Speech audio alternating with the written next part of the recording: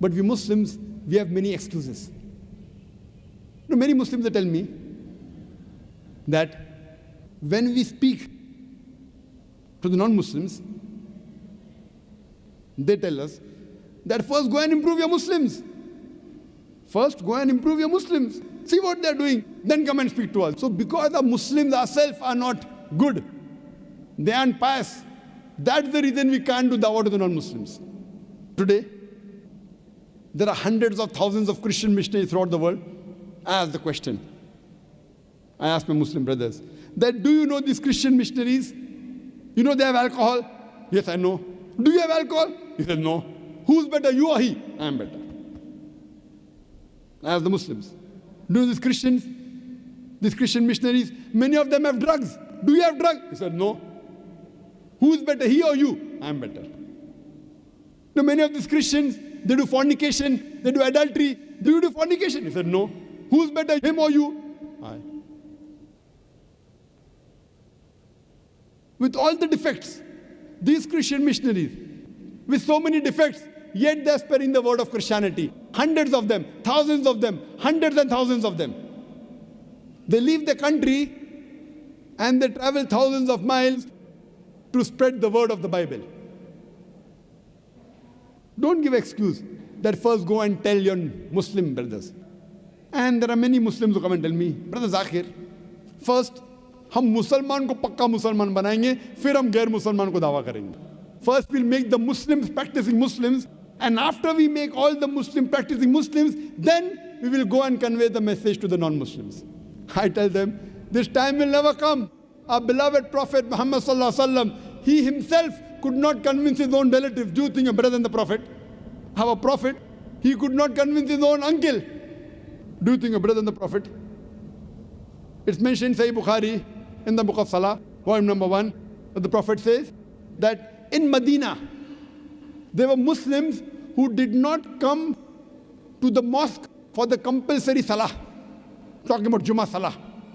The Prophet says he felt like burning their homes.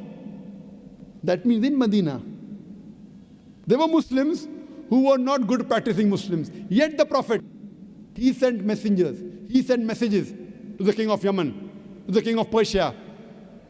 He sent messages to the king of Byzantine. He did not say, first I'll make all the Muslims 100% practicing Muslims and then I'll convey the message to the non-Muslims. You have to do both simultaneously.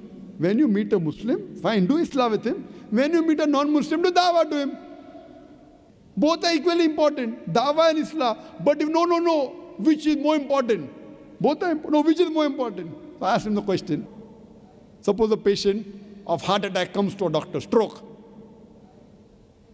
And a patient of common cold comes. And the doctor has limited time. Who should he treat?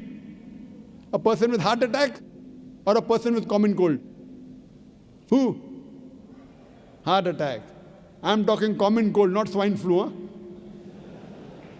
Even if swine flu comes, heart attack is more important.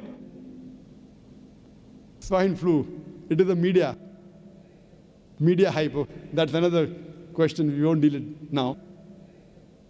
So the person is a mushrik. He's doing shirk. If you don't convey the message, he will go to hell. The Muslim Islam is important, but more important is dawah. Actually, both are important. If the doctor has time, you should treat both. The person with heart attack also with common cold. So when you meet a Muslim, do Islah. When you meet a non-Muslim, do dawah. Both are equally important. Do both. You can't say, I'll first make all the Muslim pakka Musliman and then do dawah. That time will never come. Our beloved Prophet Muhammad sallallahu alaihi wasallam in the Hajjatul Wida, in the last khutbah he gave, in the last pilgrimage, there were about 110,000 Sahabas. He asked them, that did I deliver the message to you? And all of them said, Bayshak. They bore witness that yes, you have delivered the message to us. Then the Prophet said, all those who are present here, go and deliver the message to those who are not present here. And do you know, out of 110,000 Sahabas, more than 90,000 Sahabas are buried outside Arabia. Doing what? Making Musalman Pakka Musalman, making a Muslim more pious Muslim. They were buried outside Arabia doing dawah to the non-Muslims.